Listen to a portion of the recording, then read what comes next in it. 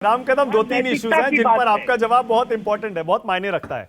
सबसे पहले राम कदम, आपको क्या लग रहा है ये किस करवट बैठेगा ये स्पीकर जो सुनवाई कर रहे हैं, और दोनों ही पक्षों पर तलवार तो लटकी है अयोग्यता की। आपके हिसाब से राम कदम कौन अयोग्य होगा, उद्धव गुट या फिर शिंदे गुट? मानक जी, विगत 22 मिनटों से मैं शांति से सुन रहा था सभी की चर्चा, बिल्कुल मौन रहा। एक दो तीन बिंदु मैं विस्तार से यहाँ पर रख दूं। सबसे पहले यहाँ पर उद्धव गुट के जो प्रवक्ता आनंद जी आए हैं, वे जरूर शेख चिल्ली की तरह हसीन सपने देखें, पर ग्राउंड रियलिटी यानी जमीनी वास्तव क्या है वे समझने का प्रयास करें। लगभग सभी विधायक, सभी सांसद, सभी नेताएं आज श्रीमान एकनाथ शिंदे जी के साथ है, और जो संविधान ने जो नियम दिए हैं उन नियमों के तहत शिवसेना नाम और चुनावी चिन्ह दोनों भी एकनाथ शिंदे जी के पास है। इस बात को उन्हें स्वीकार करना होगा। बिंदु क्रमांक 1। रहा सवाल 6000 पन्नों का हलफनामा है। विधानसभा अध्यक्ष के पास आने के बाद 6000 पन्नों का हलफनामा अगर ठीक ढंग से पढ़ना भी रहा तो उसको भी समय लगेगा, पर केवल और केवल मीडिया के सामने एक भ्रम उत्पन्न करके सुबह दोपहर शाम ये एकनाथ शिंदे जी और उनके गुट को बदनाम करने का प्रयास कर रहे हैं। क्या इनके पास जवाब है? स्वर्गीय बाला साहब ठाकरे जी ने जीवित समय कहा था कि मेरा दल कभी भी कांग्रेस के साथ हाथ नहीं मिलाएगा। अगर मिलने का समय आया, कांग्रेस के साथ जाने का समय आया, तो मैं मेरे दल को बंद कर दूंगा। क्या ये भूल गए? सबसे बड़ी गद्दारी श्रीमान उद्धव ठाकरे जी ने अपने पिता के विचारों के साथ की है। क्या महाराष्ट्र ये नहीं जानता? क्या देश ये नहीं जानता? आज 20-20 घंटे काम करने वाले महाराष्ट्र के ऊर्जावान मुख्यमंत्री एकनाथ शिंदे जी, इनको रास इस कारण नहीं आ रहे हैं कि लोगों के सामने फर्क बिल्कुल स्पष्ट है।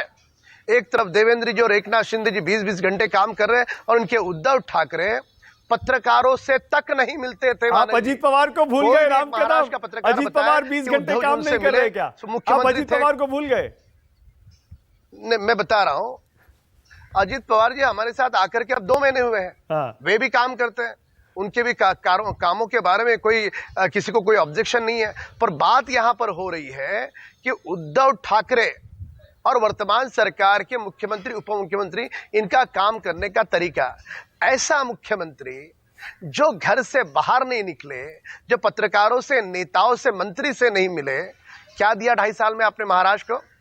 आज जो ये जो 16 विधायकों की बात बार बार जिलेबी की तरह ये जो गोल गोल घुमा रहे हैं, वो केवल मीडिया के सामने एकनाथ शिंदे जी को बदनाम करने का इनका प्रयास है। अच्छा, ठीक है। पर सूरज की ओर यदि कोई देख करके कोई थूकने का प्रयास करे तो थूक अपने मुंह पर ही आती है। इस बात ये उद्धव गुट और उद्धव गुट के नेताओं की हालत है। ओके, अब राम कदम भाई, मुझे ये बताइए, अजीत पवार बार बार इस तरह के बयान देते हैं, जैसे आज भी उन्होंने कहा, ये शायद कल का बयान है, आज का बयान है, बोले कल पता नहीं मंत्रिमंडल में रहूं या ना रहूं। इससे पहले सीएम बनने को लेकर वो खुलकर अपनी इच्छा जता चुके हैं, वगैरह मैं तो आज तैयार हूं। ये अजीत दादा पवार जब से आपके साथ आए हैं, कोई तो बातचीत हुई होगी, कोई प्लान होगा उनका, आपका कोई अंडरस्टैंडिंग हुई होगी? मानक जी, मैं दोनों बयान आपको बता दूं। हाँ। कि मुख्यमंत्री पद की अपेक्षा हर राजनेता की होती है, वो उन्होंने बोल करके दिखाई, और उसके पश्चात भी उनका दूसरा बयान आया, वो भी आपने सुना होगा। रहा सवाल, उन्होंने केवल मात्र इतना कहा कि मेरे पास आज फाइनेंस डिपार्टमेंट है, कल कौन सा होगा ये पता नहीं। स्वाभाविक रूप से वो भी सच बात है, कौन से मंत्री के पास कौन सा डिपार्टमेंट हो ये तो मुख्यमंत्री जी के अधिकार है। पर केवल एक बयान को आगे पीछे उसको तर्क वितर्क के साथ जोड़कर, तोड़ मरोड़ करके जोड़कर, उससे कोई निष्कर्ष नहीं निकाले जाते। महाराष्ट्र की सरकार पूरी तरह से अपना कार्यकाल पूरा करेगी। रहा सवाल उद्धव गुट और उनके नेताओं का, उनको तो ये डर है बचे कुचे 16 वो भी एकनाथ शिंदे जी के साथ चले न जाए, क्योंकि महाराष्ट्र में, मुंबई में जितने पार्षद हैं वो धीरे धीरे शिंदे जी की ओर बढ़ रहे हैं, और यही इनके भय का और डर का कारण है कि बचे कुचे विधायक न जाए, इसके लिए बार बार ये 16 विधायकों का जो मामला लाते हैं ना, उसके कारण लाते आगे। ओके, आप कॉन्फिडेंस देख रहे हैं एमवीए का, महाविकास अघाड़ी का?